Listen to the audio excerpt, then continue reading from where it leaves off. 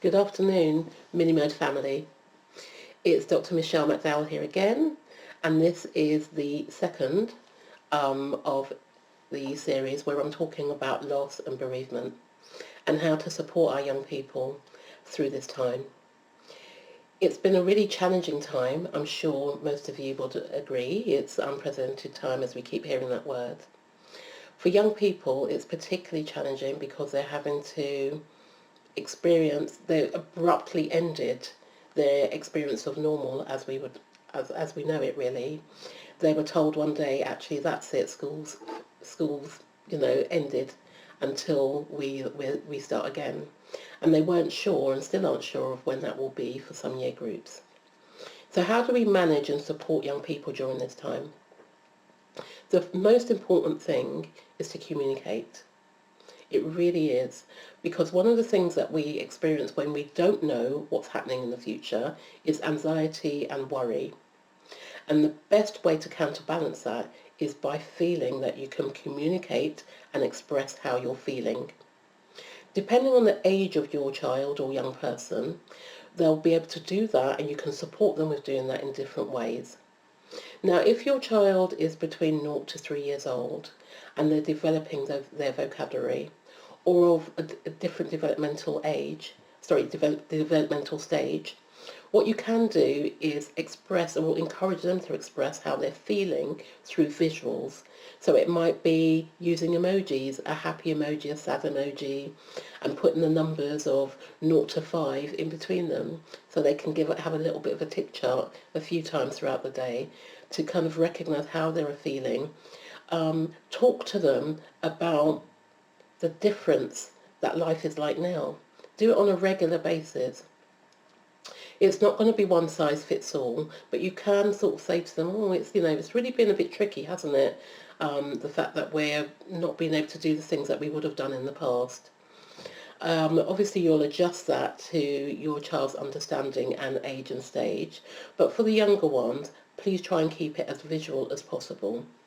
For the older young people, key stage 2 and 3, they're developing their language and hopefully their emotional vocabulary.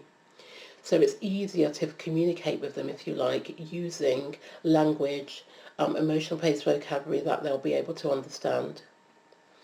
Keep the communication going and just pop in and use it on a regular basis with them. Just tap in and engage. If you can, just kind of remember every couple of days to just check in and see how they're feeling, particularly about the loss and the experience of not being where they would have usually been. Now, sometimes some parents will find this quite uncomfortable because they want to solve the problem. We all do, as parents often. We want to build a solution and bring it there.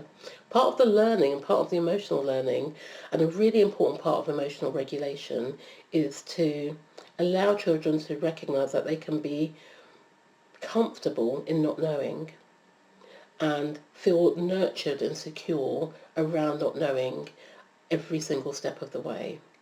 So it's a really important lesson for them that you're able to support them with if you're able to do that. If you are feeling emotional, if there has been a bereavement in the family, please don't feel that you need to hide it from your young person. If you're feeling sad, it's really important, again, that they're able to recognise, actually, Mum's not happy today, she's feeling sad, or I could see that Dad was crying. Because that's an expression of human emotion.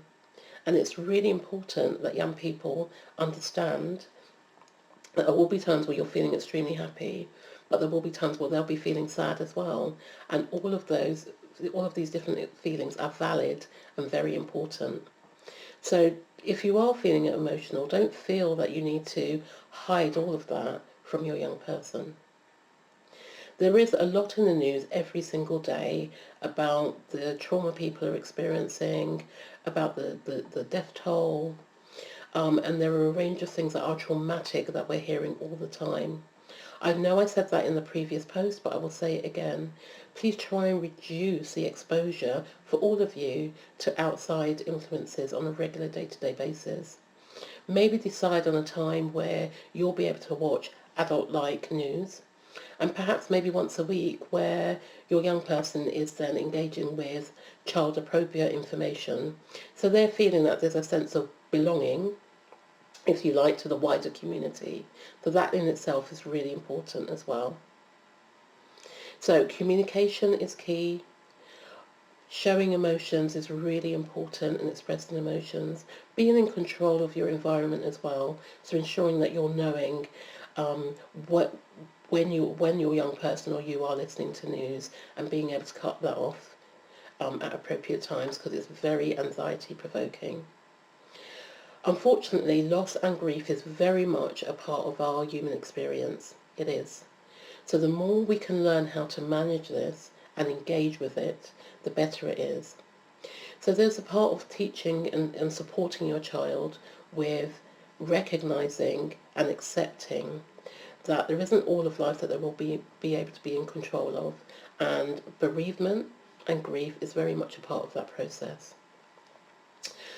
If your young person or the family has lost a relative, a close relative, please think about perhaps having a process that you as a family go through to say goodbye, to remember them by. I've seen some really beautiful examples on social media of, framed works, of memory banks, videos, etc.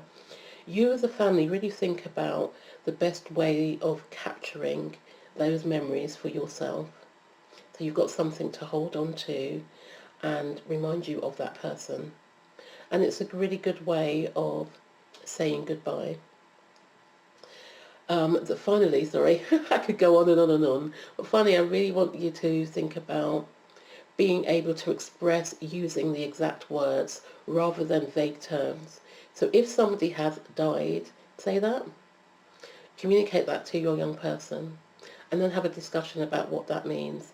The younger the person, the easier it may be to put it in relation to something that's close to them. So if you've had a death in the family of a pet, for example, then it's easier to relate that to. There's some great books out there about bereavement and loss that maybe you as a family would like to engage with. And there are videos and things on YouTube and on social media that may support you with that as well. But really try not to be vague or abstract with terms. Try to be really clear with what the bereavement is and what the loss is. This will help young people with their understanding. Okay, I hope that's helped. Stay well and be safe. Take care. Bye-bye.